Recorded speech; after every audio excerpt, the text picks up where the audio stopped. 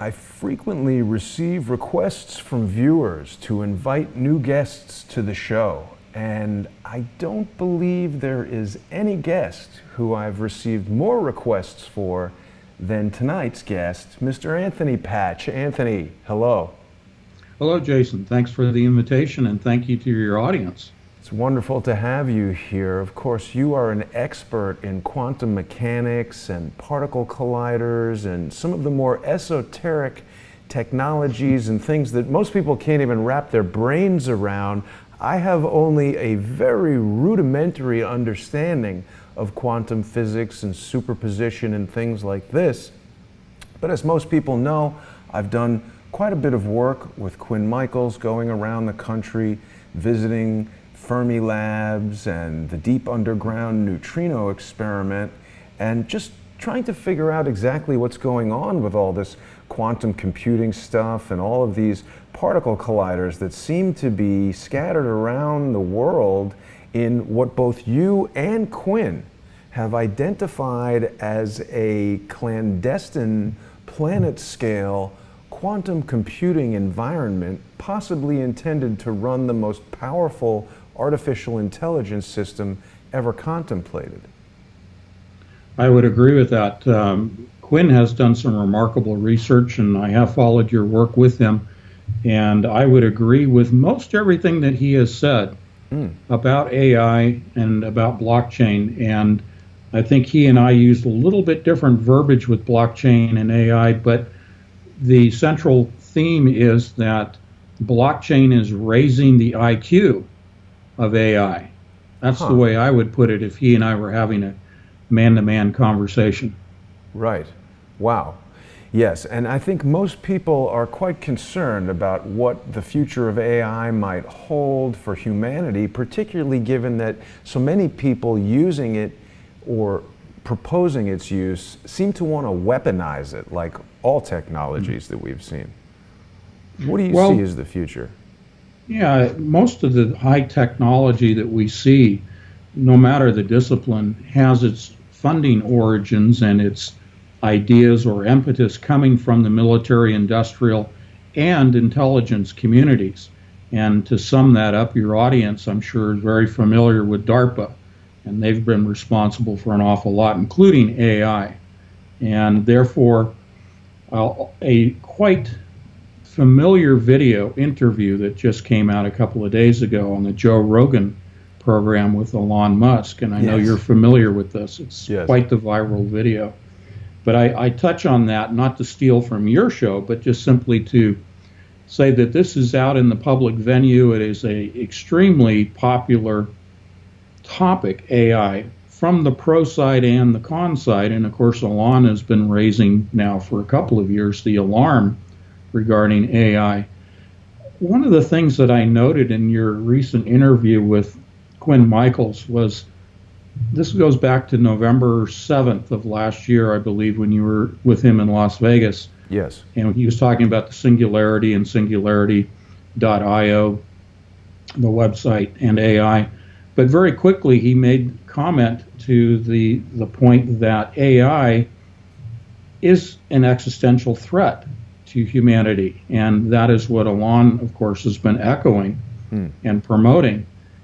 But here's the interesting takeaway from this Joe Rogan Experience interview that I have for you. You know that Elon has a company called Neural Lace, and he promotes it as the interface between the computer and the human mind. So let's be kind of pejorative for a moment about Elon, who I respect for his intelligence and inventiveness. But here's the thing. If you have a product you want to sell, you're going to market that product. You're going to set up the motivating factors for that product. In this case, he is using fear-based motivation to promote this product. In other words, he has said that if you do not keep pace with AI, you will be rendered to the level of a house cat. Now, that's an interview almost 18 months old now, in which he made that statement. So if you paint this picture of doomsday because of AI, Well, what's the solution is what the public is asking. Well, he has a ready-made solution. Inject it into an artery, it floats through the arterial bloodstream and arrives at the brain and deploys and becomes physically attached to the neurons of the brain, providing a neural interface of sufficient bandwidth, as Alon certainly talks an awful lot about, is we are limited in our bandwidth because of keyboards and touchscreens. Mm-hmm. He wants to promote the advancement of that greater bandwidth through the neural lace. Well, your audience certainly can make the leap to the downside to being connected to a computer system, certainly a hive mentality. But the other thing that Quim mentioned was Peter Thiel yes, from Palantir, a venture capitalist. And your listeners probably have made the connection between Peter and Alon because they were the founders of PayPal. Right. So I'll get off the high horse and let you ask some questions. No. I think you're going on a very interesting track because, of course, Peter Thiel is involved with Palantir, and he was very close to President Trump. And he's involved with this company that is extracting blood from young people and injecting it into people to prolong their lives. So we've got, on the one hand, Elon Musk talking about joining the Resistance is Futile Borg collective, where you actually become a machine. We've got Peter Thiel extending his life through these blood transfusions. The concept of artificial intelligence. I mean, it does seem like we're moving towards this notion of downloading your consciousness into a computer and all the crazy things we've heard about in science fiction. But, I always feel like what is presented publicly is not necessarily what's actually going on. And this interview with Joe Rogan and Elon Musk was very strange to me for a number of reasons. I don't think it's a problem for Elon Musk or Joe Rogan or anyone particularly to smoke marijuana. There are many more harmful things they could do, including drinking whiskey. But I think that, as you said, Elon Musk is kind of a genius. He had to know that as the CEO of a publicly traded company with a $44 billion market capitalization, there would at least be some investors who would not want to see him smoking marijuana on one of the most popular podcasts in the world. I also found it weird that a couple weeks before he had offered to take the company private at $420 per share, 420 being the code for marijuana.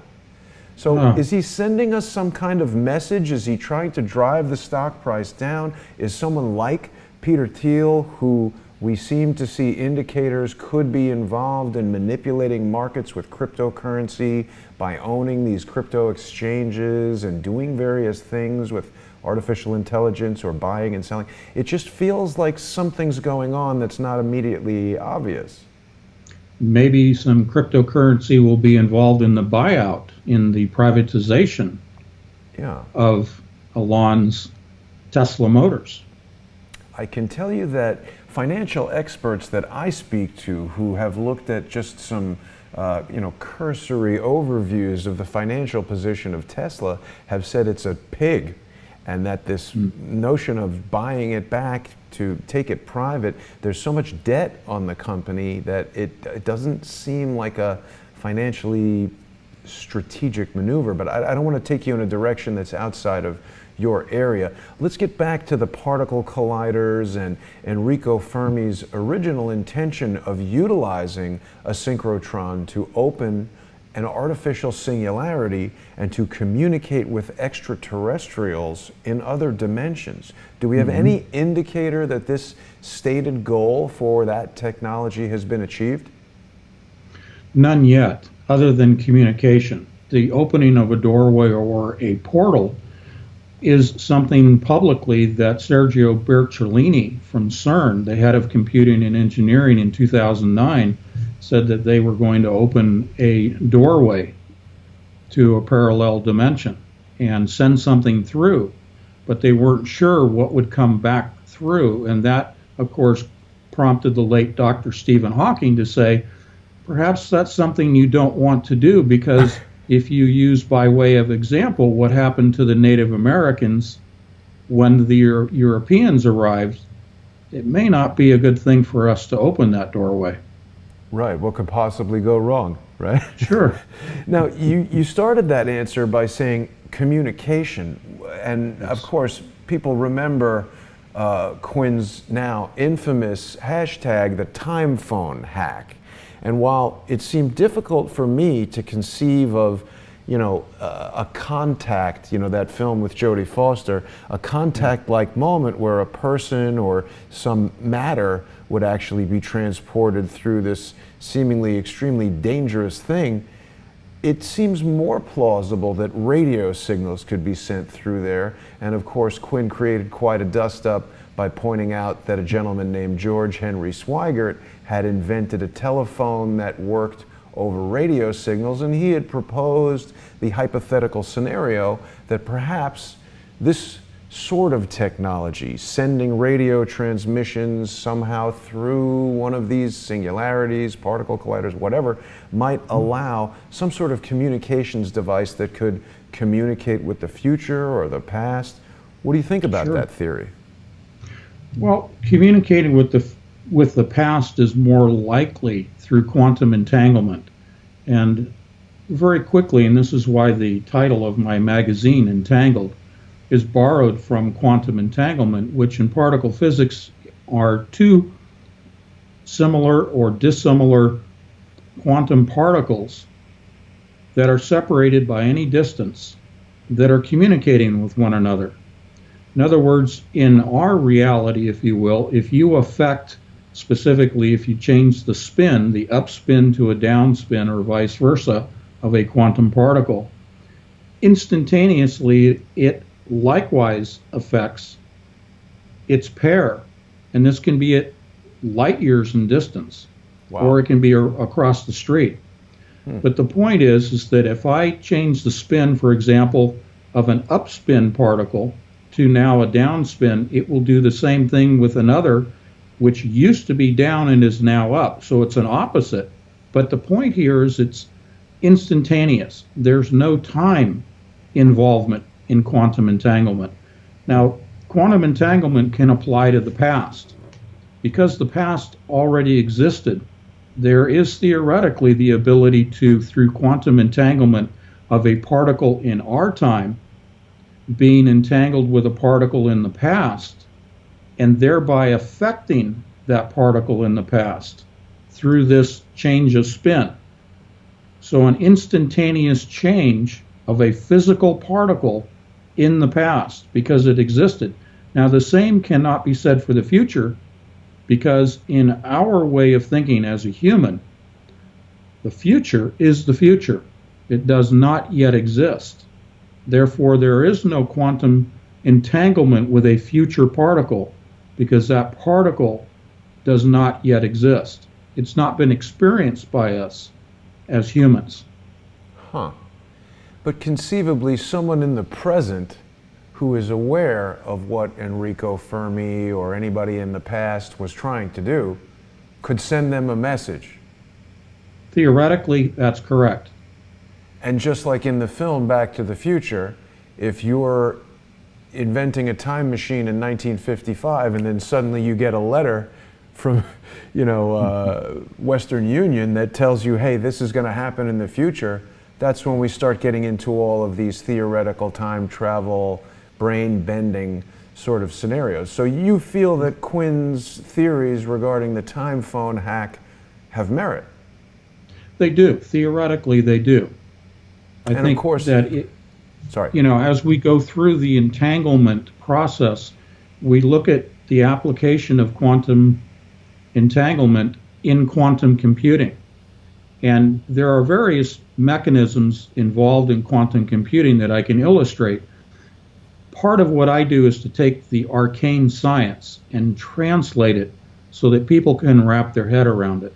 Yes. So we can go through some of those points in a little bit if you like, but Yes. focusing on one point, one mechanism, in quantum computing is the entanglement of particles. And to quote Geordie Rose, co-founder of D-Wave Quantum Computing Systems, from 2013, he said that at that time, with their 512 qubit modeled quantum computer, they were accessing 2 to the 500th power of parallel dimensions.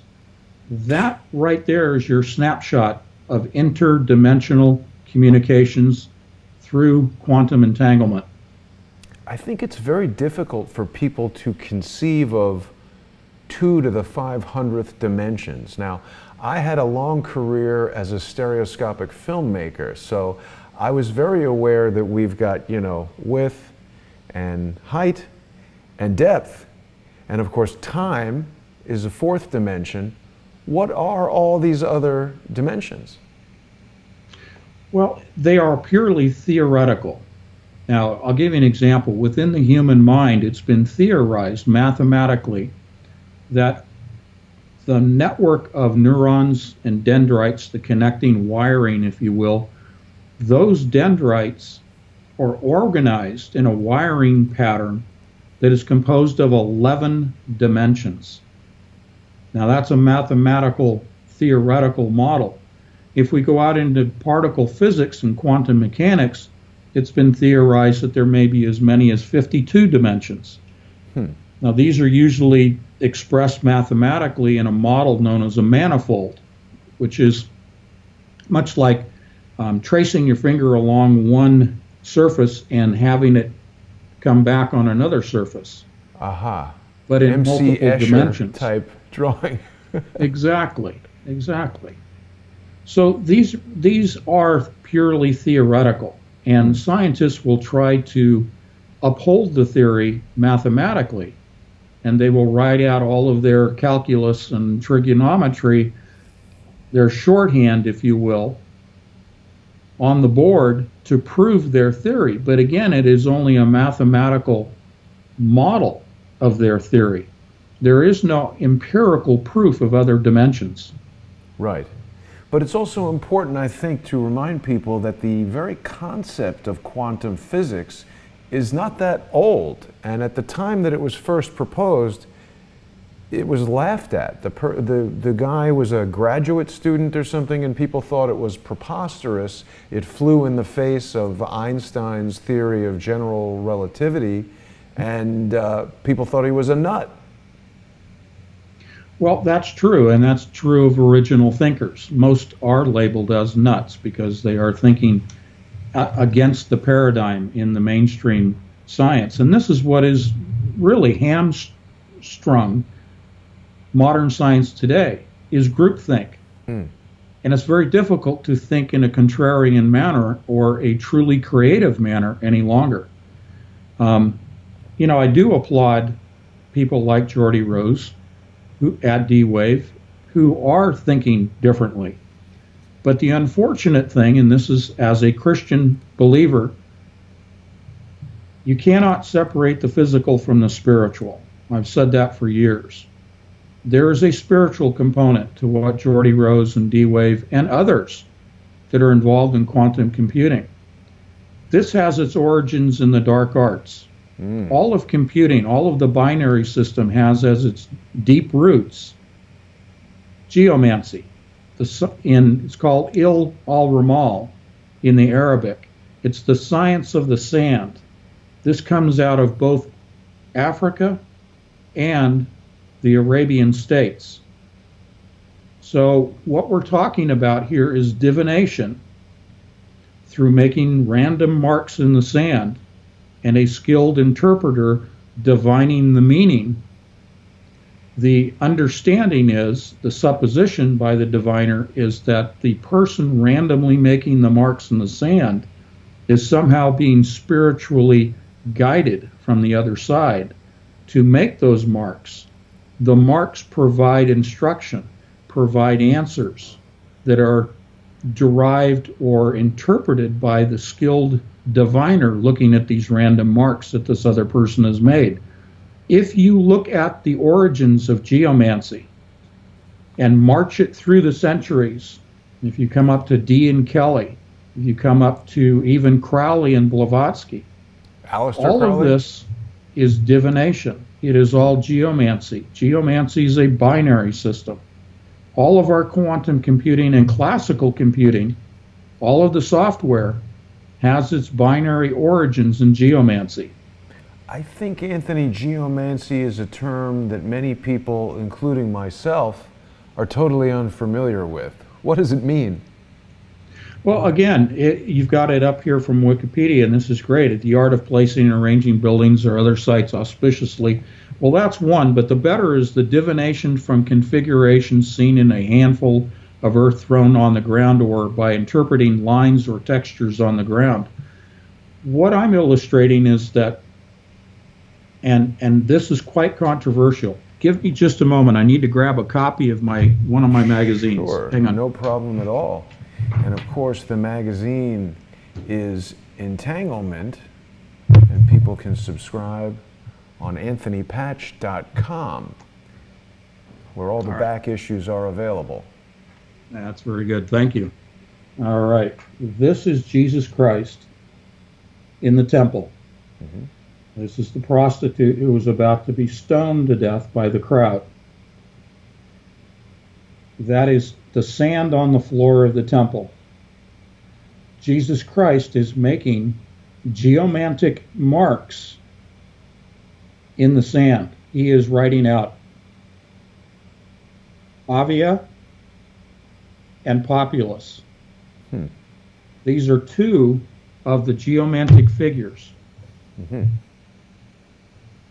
Most people have never heard this. This is a very ancient picture, very ancient drawing. I also have some others that are in the magazine, but basically geomantic figures, seemingly random, as I said. And I'm sorry, I'm kind of leafing through here just to get you a graphic. Totally fine. There are 16 primary figures. Try to hold this up for people. 16 primary figures that are derived from these seemingly random marks made in the sand. The They look like diviner, dominoes. the diviner will look at these marks and categorize them into 16 categories. Is it a coincidence that they look like dominoes, Anthony? No, it is not. In fact, when we look at dice, we look at card games, we look at the geomantic devices. The ancient geomantic devices were actually 4 die mounted on a rod with end caps, and these were randomly spun, these 4. Those 4 would produce the 16 figures. The maximum number of configurations or combinations of those 16 geomantic figures is 65,536. Now that number is significant because 65,536 happens to be the equivalent number of tubulin dimers within a microtubule within the human neuron. And those dimers, by definition, are binary, a 0 and a 1. Wow. The construct of our brain matches the geomantic process, which is an interdimensional communication system with fallen angels. So you're saying within the human brain, it's because my thoughts immediately went to 16-bit color, 65,000. Absolutely. Binary system, power of 2. So the brain is binary? Yes. Like it a is computer. a quantum computer. The human brain is a quantum computer. Yes, indeed. And so the creation of a man-made quantum computer is the effort to create some sort of a synthetic brain. Correct. Now, you may have seen this episode in which Quinn and I traveled to Las Vegas and spoke with our friend Dan from IBM about Yes. an IBM quantum computer. I approach these things as kind of a dope because I don't know anything about quantum computing, but I found it really weird that at this Consumer Electronics Show, where IBM has obviously spent a lot of money to build this huge display and fly all of their employees from Fishkill, New York, or wherever they might be, to Las Vegas and present consumers with this quantum computing technology. And I found it odd that virtually every IBM employee that I asked the simple question, what's the difference between a quantum computer and a traditional computer? They were totally unable to answer. And I would imagine if you went to the Consumer Electronics Show in 1982 and asked any person standing around in a Sony t-shirt how a compact disc differed from a vinyl record, they would have a very well-rehearsed and clearly understood explanation of how the compact disc used digital bits to store a digitized audio signal versus the analog signal on a physically etched record. But these guys were all dumbfounded, and then Dan shared some information with us. The most interesting aspect of this interview was after we were done with it, and Dan basically explained some of the components of the IBM quantum computer to us, Quinn had sort of an aha moment where he realized that the quantum computer they were showing seemed to contain a mini particle accelerator. Okay. Do you agree with that? I do agree. Mm-hmm. There's a lot in what you just said that we could take apart, but I will focus on your last statement. I'm going to compare IBM's quantum computer, which virtually, if you look at that structure, what I call an armature. Yes. That's a cooling tower. That armature and the quantum chipset is at the very bottom, at the very tip of that. Yes. That is virtually identical to D-Waves. Now, I was in Las Vegas about 2 months ago at the invitation of the National Society of Professional Engineers to make a presentation regarding artificial intelligence and its existential threat. Right. I was approached at the conclusion of my presentation by the head of IBM's innovation and engineering, Mr. Amata. He gave me his card. He was a very nice gentleman. We had a pleasant, exchange for a few moments. I asked him, first I congratulated them on achieving 79 qubits. I asked him, why are you using the same armature design as D-Wave? And he said very nicely, why reinvent the wheel? So they're following the same mechanics. So let's talk about the particle accelerator in the quantum computer chipset, because that has a direct correlation, quantum mechanically, to the Large Hadron Collider at CERN. The punchline, they are both particle accelerators. Now there's a difference between an accelerator versus a collider. There are no collisions taking place in the quantum computer. But there are electrons, which are quantum particles, that are being accelerated in the chipset in opposite directions, guided and controlled by superconducting magnets. This is why IBM and D-Wave have the chipset and that armature contained in a enclosure. In the case of D-Wave, it's a black cube. Wow. In the case of IBM, it's a white cylinder. But those are cryogenically cold environments within those containers.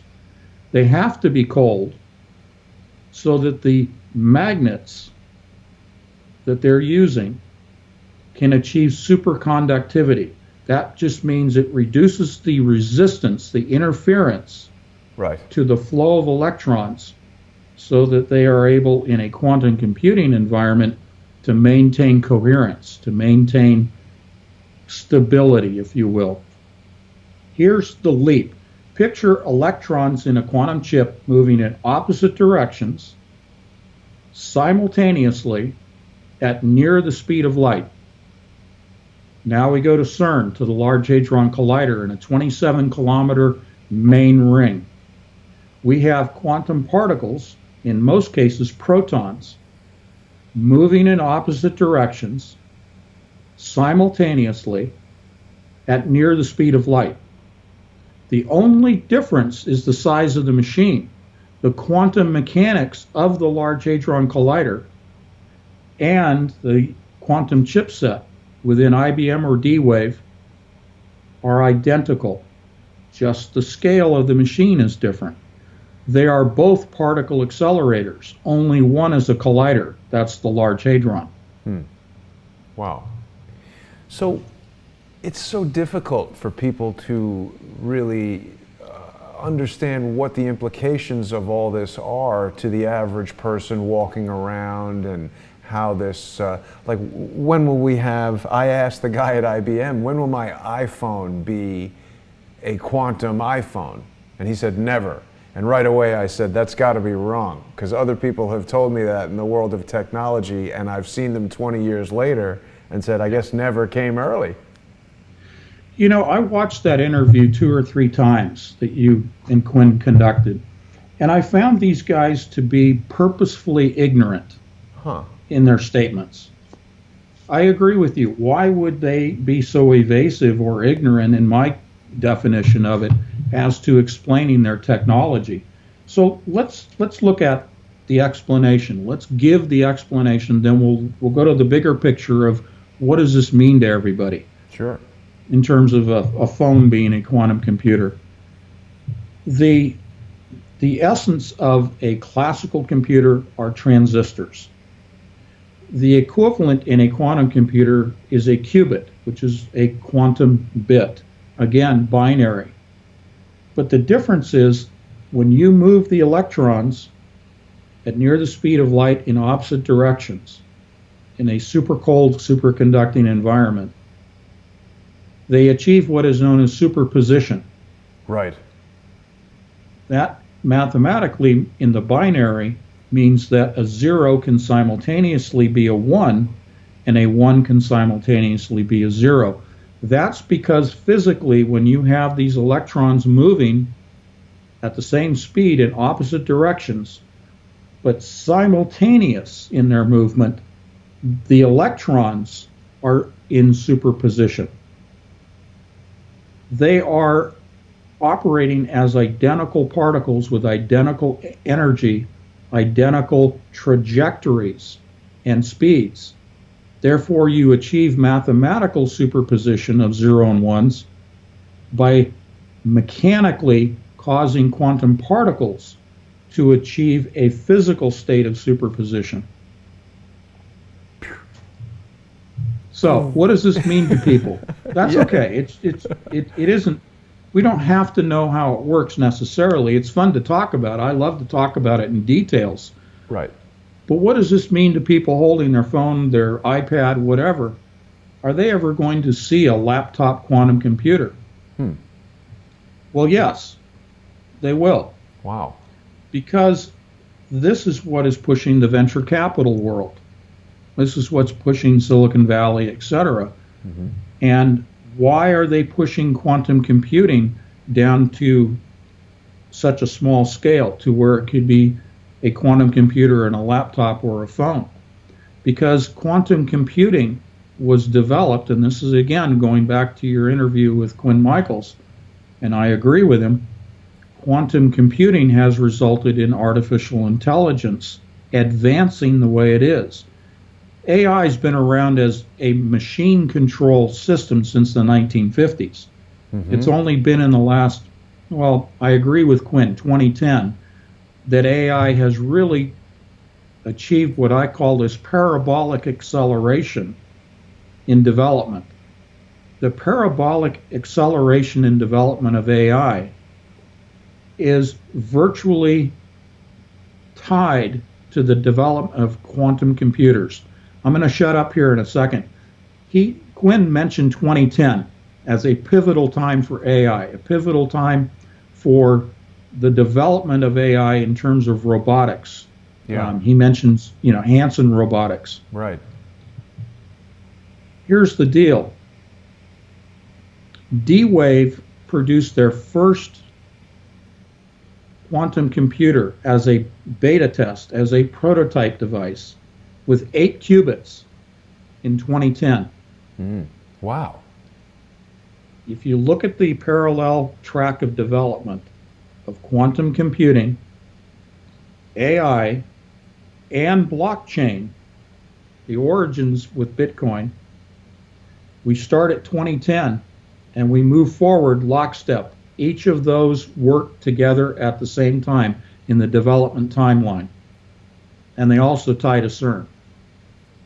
Well, and they're also, some of these same people we've been talking about are involved in each of those things, specifically Peter Thiel. Mm-hmm. Wasn't he an investor in D-Wave, and they're all funded by DARPA? Yes, indeed. Here's the quick thumbnail backstory to D-Wave. Geordie Rose responded to a request for a proposal, an RFP that was put out by DARPA. DARPA wanted to get involved in developing a quantum computer.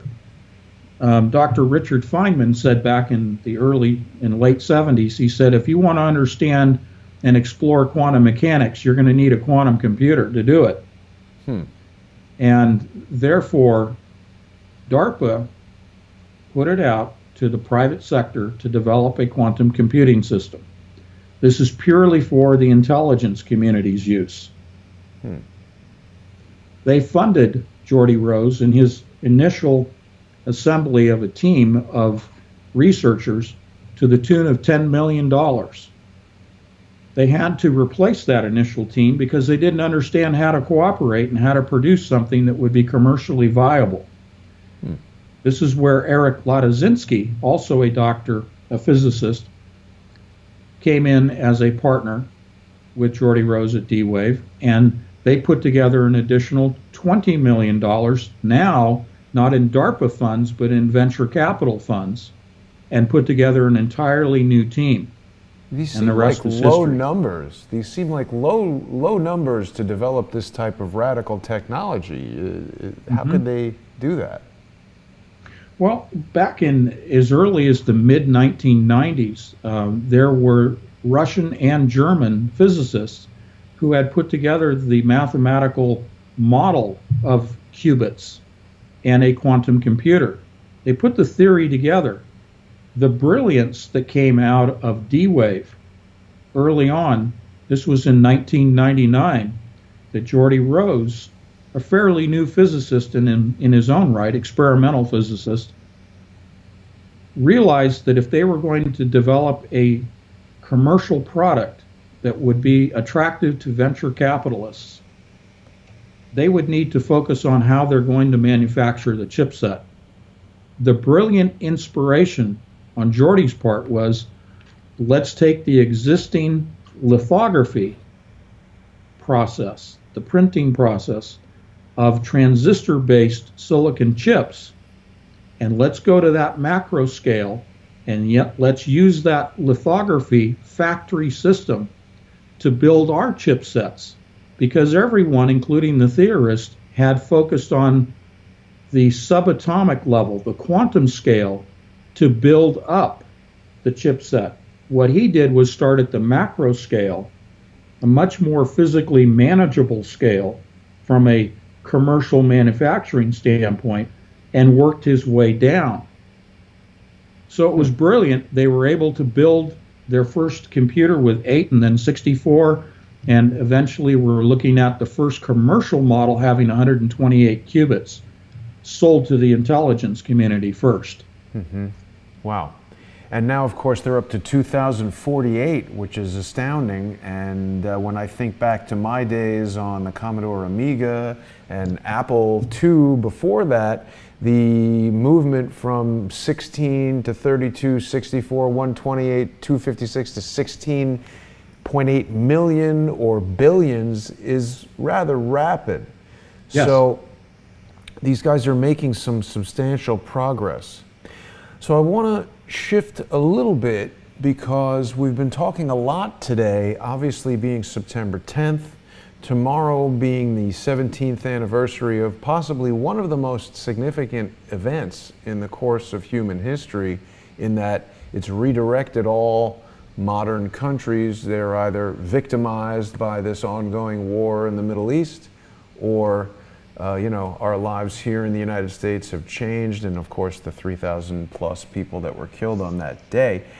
It's been a topic of conversation earlier today on my show with Cody Snodgrass and Ole Damagard on Patreon, that we were looking at the top of this new World Trade Center building, and there is this ring structure up there, and I know it's very speculative to just presume that any ring could be a particle collider, but I was actually over at the World Trade Center earlier today, and I went up to the top deck and I asked, granted it was just a tour guide type person, what was going on, but just in the same way that those IBM guys were super evasive, and the scientist at Fermi Labs who told me he had never heard of element 93, but then corrected me when I said it's uranium bombarded with neutrinos. He said, no, neutrons or neurons or whatever he said. I was like, that's weird. I thought you never heard of it. But they're neutrinos, yeah. Well, he knew more about it than I did, and he claimed to know nothing about it. So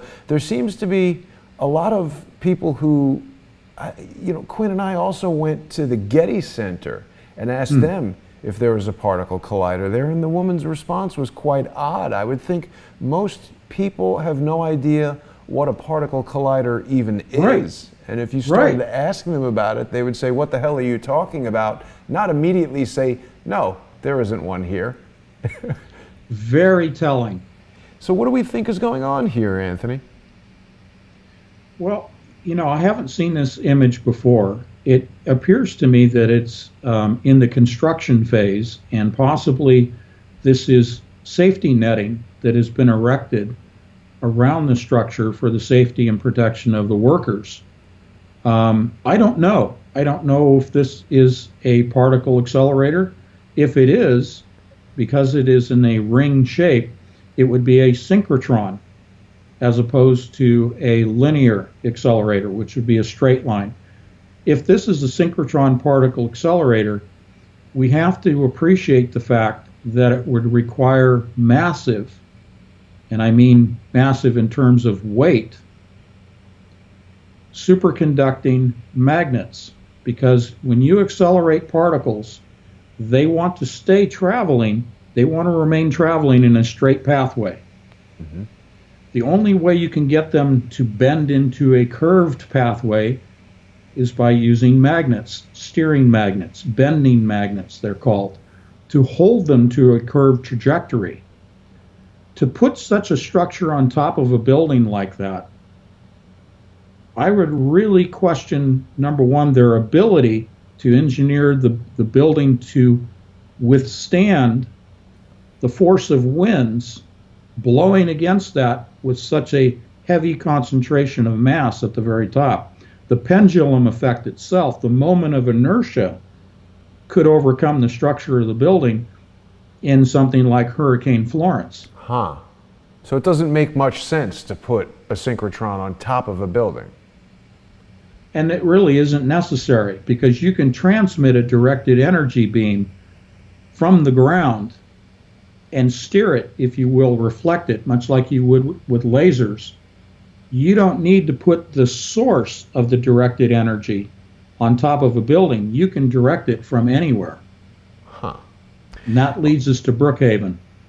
Brookhaven. Well, before we get to Brookhaven, you're talking about directed energy. That smile tells me you really want to talk about Brookhaven. So what is it about Brookhaven that this brings up? Well, very succinctly, I believe there was a directed energy weapon as one of perhaps four mechanisms employed to bring the Twin Towers and Building 7 down. Okay. So I start that statement by going to the book of Dr. Judy Wood, Where Did the Towers Go? Right. And evidence of directed free energy technology. And the other is Alana Freeland, a personal friend of mine. Alana Freeland, and Under Ionized Sky, from chemtrails to space fence lockdown. Now, from those two, as well as my own independent research, it appears to me that a directed energy weapon, including the nano particulate explosives including the possibility, and I don't agree with this necessarily, but the possibility that small micro nukes were used. But to me, overall, the primary, along with the controlled demolition that obviously took place with nanothermite explosives, this was a directed energy attack that originated from a synchrotron particle accelerator at Brookhaven, which is the relativistic heavy ion collider. These are heavy ions of typically hydrogen that are accelerated much like you find at CERN to near the speed of light. Hence the word relativistic, that deals with the speed of light. If you look at from ground level, from Brookhaven Lab and the synchrotron particle accelerator, there's a direct line of sight to where the Twin Towers were in Building 7. And by code, by city code, the height of those buildings was restricted. And this goes back years. And that provides the ability for an energy beam to be released from the synchrotron through a magnetic doorway, magnetic steering doorway. And this is done commonly with synchrotrons. When they release accelerated particles into what are known as beam lines, they use a magnetic door to allow the escape of those particles. Point is, they open a door, the beam escapes, it travels in a straight line over the tops of the buildings and initiates this controlled demolition. And I think Dr. Judy Wood, with her photographic evidence of what appears to be steel girders twisted like pasta, is direct energy of directed energy employment. Wow. Now, my general thing on Crowdsource the Truth is that I am open to hearing any evidence of anything. If you told me there were aliens, if you told me that directed energy weapons destroyed the World Trade Center, I would not laugh, I would not scoff, I would say, well, what is the evidence? And I must admit, I am aware of Dr. Judy Wood, but I'm not that familiar with her work. One topic that came up, I had invited, and I wasn't going to make this public, but he chose to, I had invited John Lear to appear on the show either today or tomorrow to discuss his theory that holograms hit the World Trade Center rather than airplanes. How do you feel about that? I know it's separate from the directed energy concept, but that was a component of, you know, how the planes appeared to hit. What do you think about this theory? I agree with it. I do believe that the aircraft were holograms. Why do you believe that? Well, I think that the still images taken from the video recordings in which you see the aircraft seemingly embed themselves, and yet you still have portion of a wingtip, still visible on the exterior surface of the building, and yet the fuselage is entering the building. And it looks very much like a hologram.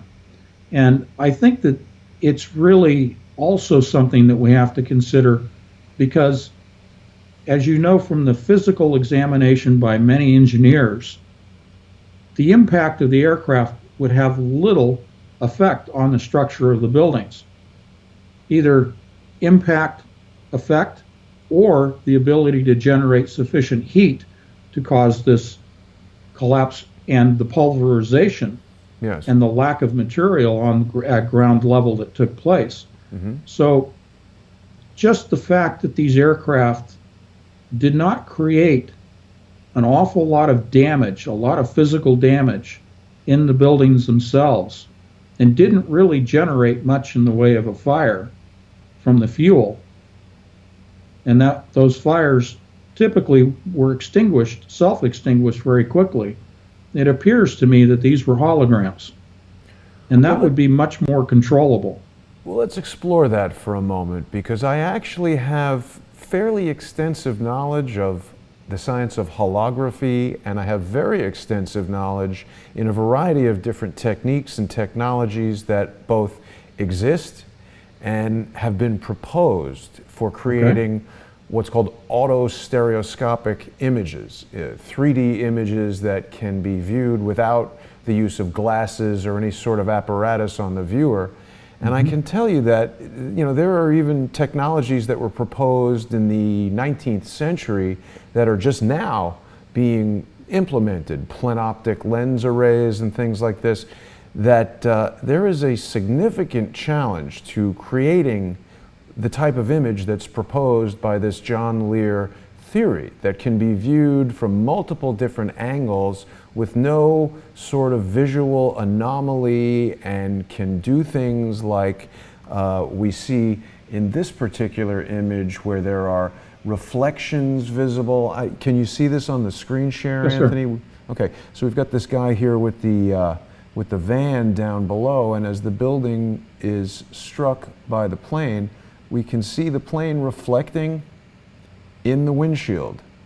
And it just seems like something that, you know, if there were an explanation for how this would be technologically possible to project an image onto thin air with no substrate, the specific technology of holography requires some sort of substrate. And many people have probably viewed what are known as white light holograms, where there's sort of a silvery mylar film that light is shown onto, and then you can see a three-dimensional image without glasses. They're generally monochromatic. Full color holography is a substantial technological problem to achieve, and full color holograms generally look like graphics from a Nintendo game from the 1990s, because generating RGB colors for every image element within the hologram is very, very difficult. But you know, the primary reason that I've been able to discern from Mr. Lear's explanation is that the building, you know, the plane could not cut through the building because the plane is made of aluminum and the building is made of steel and concrete, and that it simply couldn't do this, so it must be a hologram.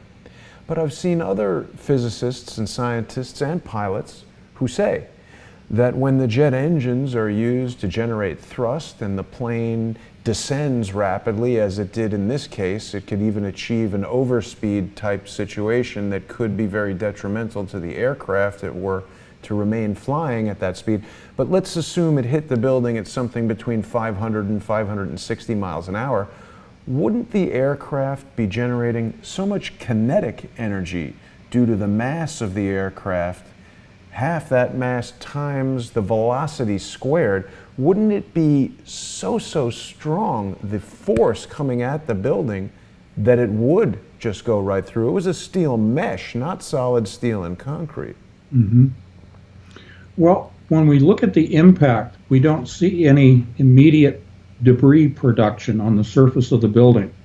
Almost like if you were to push a banana peel through a wall, you would see the peel folding back. We don't see the folding back of the wings, the engines detaching from their pylons. We really don't see any production of debris. Everything appears to remain intact as it penetrates the building. And I really question that, because you would have to have some peeling away of the aircraft.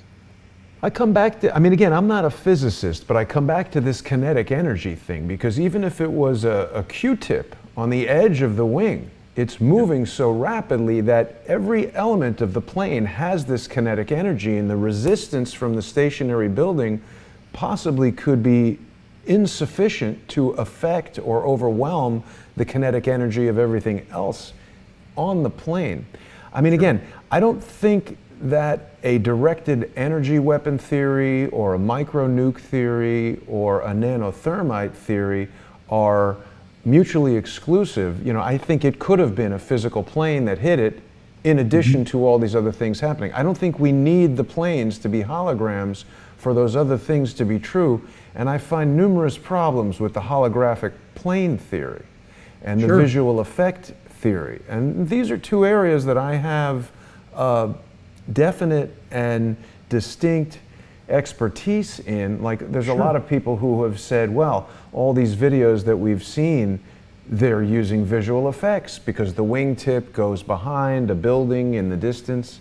Well, that's an anomaly from the image that we're seeing, the video sequence that we're seeing, being slowed down in post-production. Of course, when that video was shot on September 11th, 2001, it was shot using an amateur video camera operating at 30 frames per second, and to replay it in slow motion, it must be slowed down in post-production. And from looking at it, what I see is someone who has utilized an optical flow technique called pixel vector analysis to slow it down and create intermediate pixels to create more frames for a slow motion effect.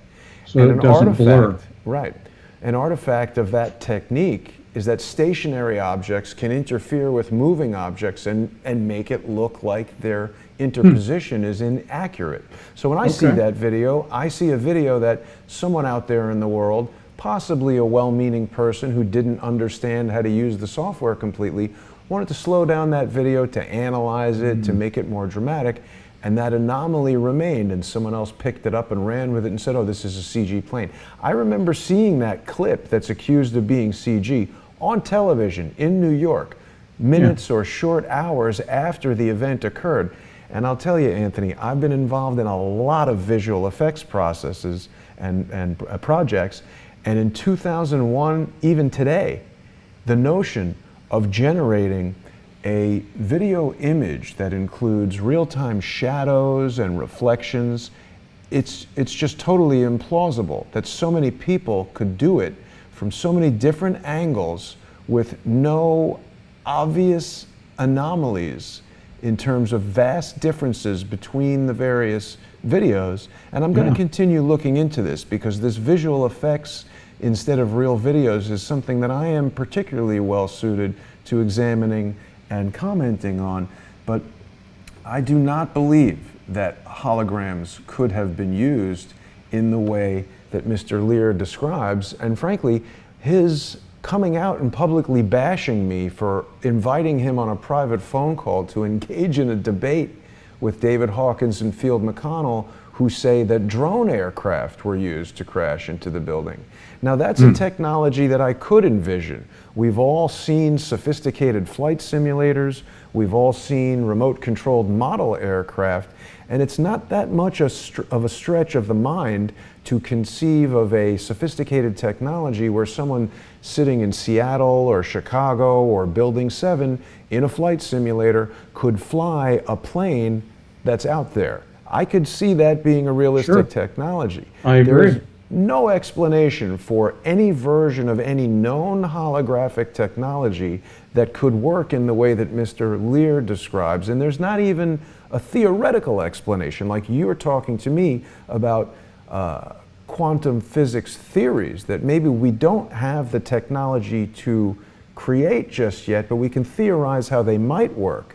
Sure. I have not heard any theory, any plausible theory of how this hologram plane thing would have worked, but I do think that even if it's made of aluminum, a jet weighs probably hundreds of tons. And when you get it moving at 560 miles an hour and crash it into a steel net, I do believe it would go right through like a knife through butter. Sure. I don't think it would cause the building to pancake, though. I agree that's a problem. But I defer to your knowledge in terms of the optics, and I would agree with you. And then what you've described makes a lot of sense, well, especially because we're talking about multiple cameras, and these are amateurs, and the production of these images on the news within a matter of hours, that is not something compatible with the computer technology in 2001 of rendering that kind of CGI in that time frame. Definitely not. And even today, we do have GPUs, graphics processing units, that are able to do real-time, what's called ray tracing, which is actual rays of light are hit on surfaces and reflected. They cast shadows, they create realistic reflections.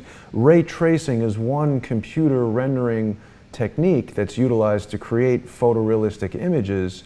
And even if someone were to do this today with the fastest graphics processing units, you're talking about someone who would have to create this CG effect, distribute it to multiple people so that they could integrate it with their live action footage and have it rendered in real time and sent to the news by all these different people who don't know each other.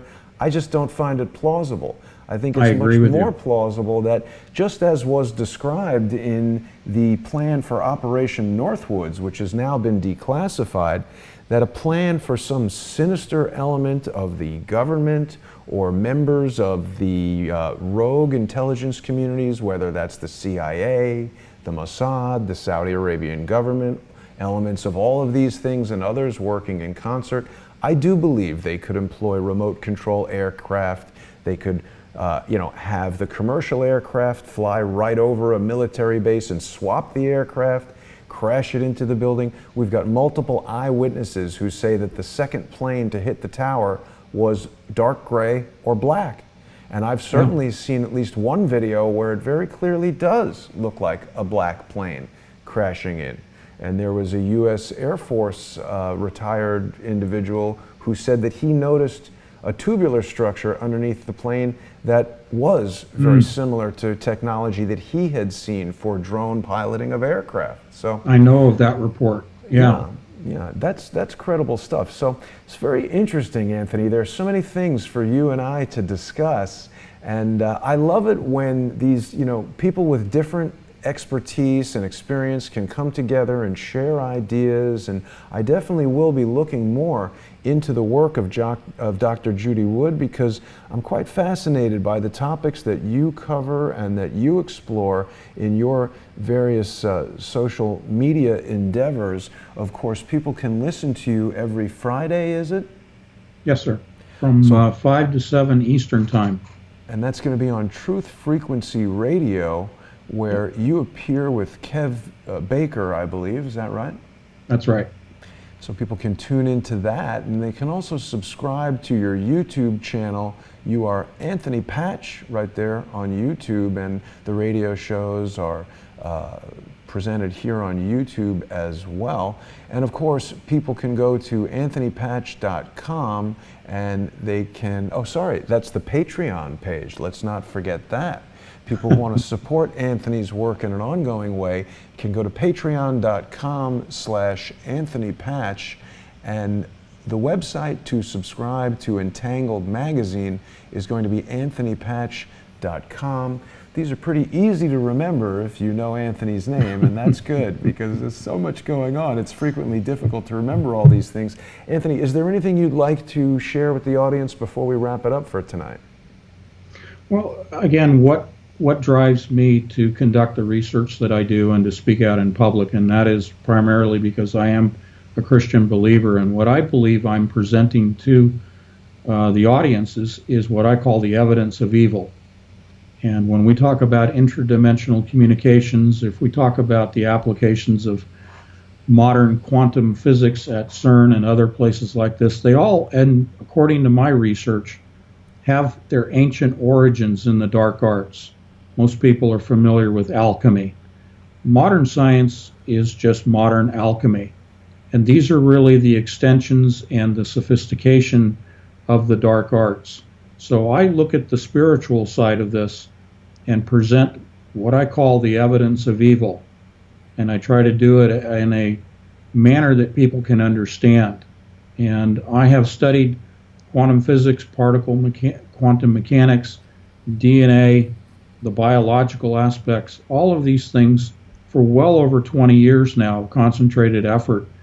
And my mission is simply to share with people what is really behind modern science, what's driving it, and what the agenda is. So that's it in a nutshell. And that's fascinating. I would love to have you back on the show very soon, Sure. Anthony, because that is a topic that interests me very much and also coincides with a lot of the research that I've seen. So I definitely think you are onto a hot topic here. I'm so pleased that you were able to join me today. Sure. And I do want to remind everyone that they can sponsor Crowdsource the Truth by going to patreon.com/crowdsourcethetruth. We've got a number of exclusive programs that are available only on Patreon, so definitely tune in. This morning we had an interview with Ole Damagard and Cody Snodgrass, appearing for the first time ever on video via Skype. So people should check that out and see what Cody and Ole had to say about some of the questions that still remain about 9/11. I want to thank my guest, Anthony Patch. I look forward to having you back very soon. Have a great night, Anthony. Thank you very much. Pleasure being with you, and let's do it again. Thank you, and thanks everybody for watching. I'll see you soon.